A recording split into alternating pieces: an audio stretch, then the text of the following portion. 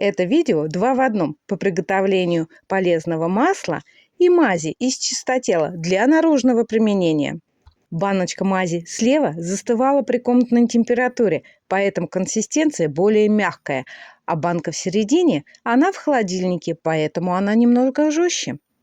Кому интересно, оставайтесь со мной. Будем готовить сначала масло, а потом мазь. Добро пожаловать в гости на канал. С вами Валентина. Готовим полезное масло из чистотела. Собираем чистотел вдали от дорог. Срезала я молоденький наполовину. Хотя использовать можно весь, даже корни. При работе с чистотелом нужно одеть обязательно перчатки. Лично я чистотел не мою. Я беру ткань хлопчатобумажную и такими движениями я протираю листья. Чистотел можно руками порвать, можно нарезать ножом. Но лучше, конечно, резать керамическим ножом, чтобы не было окисления. Нарезаю помельче, чтобы было больше сока. Так как чистотел богат своим молочком, я на доску постелила пакет, потому что он сильно впитывается и доску с трудом вы отмоете. Сам чистотел еще называют халидоний, змеиное молочко. Нарезанный чистотел складываю в сухую чистую банку, обязательно в сухую. Название «Чистое тело» помогает от кожных заболеваний. Соком прижигают бородавки, полипы, кандиломы, шпоры. Также мажут мозоли. Сок чистотела лечит псориаз, обладает противомикробными и антивирусными свойствами. Нарезанный чистотел слегка утрамбовываем в банку и заливаем растительным маслом. Масло может быть любое – рафинированное, нерафинированное, оливковое, какое есть у вас в наличии. Так как чистотел у нас в банке утрамбованный, мы налили масло и делаем так, чтобы у нас масло стекло все вниз. Чтобы сам чистотел был весь погружен в масло, чтобы не было слипшихся частей. Я это делаю деревянной палочкой, протыкая чистотел, и масло все стекает вниз. По очередности добавляем еще. Само масло из чистотела используют для лечения кожи. Это известное и эффективное народное средство, которое оказывает оздоровительные действия, ускоряет заживление мелких травм кожи, успокаивает раздражение, снимает зуд. При укусах насекомых, псориазе, дерматитах, импетиго, экзема. Залила чистотел маслом и теперь ставлю в водяную баню. Для этого я беру кастрюлю, кладу на низ ткань, ставлю в банку, воду наливаем по плечике.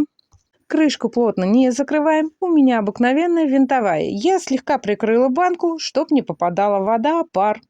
Также можно закрыть банку пластиковой крышкой с дырочками, а можно просто прикрыть. Еще разок прохожусь деревянной лопаточкой, утрамбовывая, и включаем на огонь. После закипания пусть покипит на слабом огне примерно полчаса. При таком процессе вы сами увидите, что масло сразу потемнело, оно позеленело, сам чистотел отдает сок, он переходит в масло. Это получается водяная баня. Сам чистотел масла прогревается, стерилизуется, а потом оно у вас не будет плесневеть, если вы его хорошо прогреете. Пока банка стоит на водяной бане, время от времени вы подходите и перемешиваете, чтобы у вас был одинаковый прогрев. Сам чистотел, масло чистотела, мазь чистотела очень помогает при грибке ног и ногтей. Для этого нужно обязательно попарить ноги, срезать все лишнее, если касается ногтей, и смазать маслом.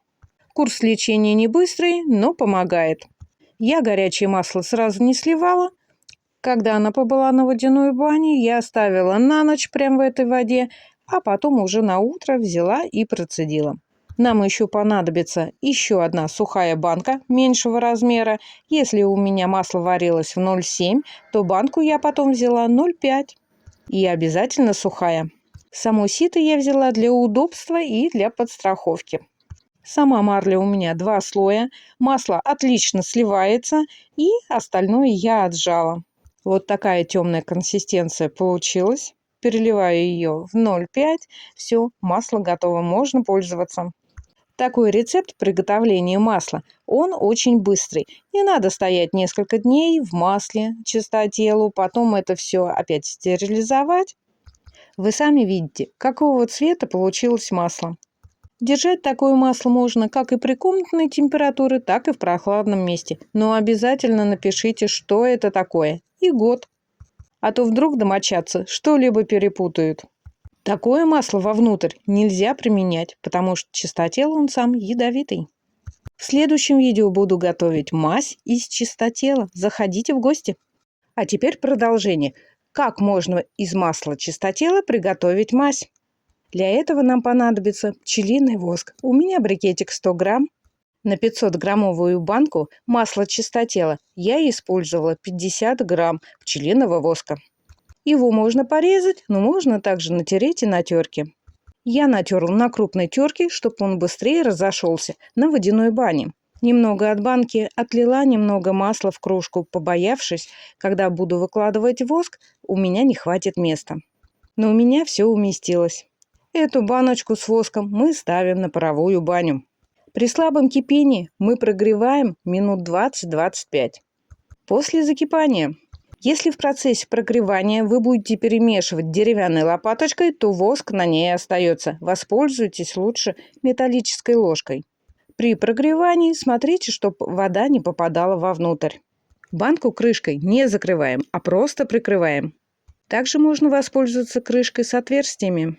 И когда саму мазь вы разольете по банкам, ни в коем случае сразу не закрывайте крышкой, чтобы не было никакого конденсата. Перед разливанием в банке хорошо перемешайте и сразу же вливайте. Для застывания понадобится часов 12. Если так получится, вы приготовили мазь, а сама консистенция получится мягкая или у вас присутствует сок, то значит вы добавили мало воска. Сами банки должны обязательно быть сухими и чистыми. Закрываем крышкой и храним. Можно в холодильнике, можно при комнатной температуре. Как вы видели, горячую мазь я не прикрывала крышкой, а просто прикрыла бумагой. Если вам понравилось видео, конечно, ставьте лайки, заходите в гости, да подписывайтесь на канал. С вами была Валентина, а мы увидимся в следующем видео. Пока-пока.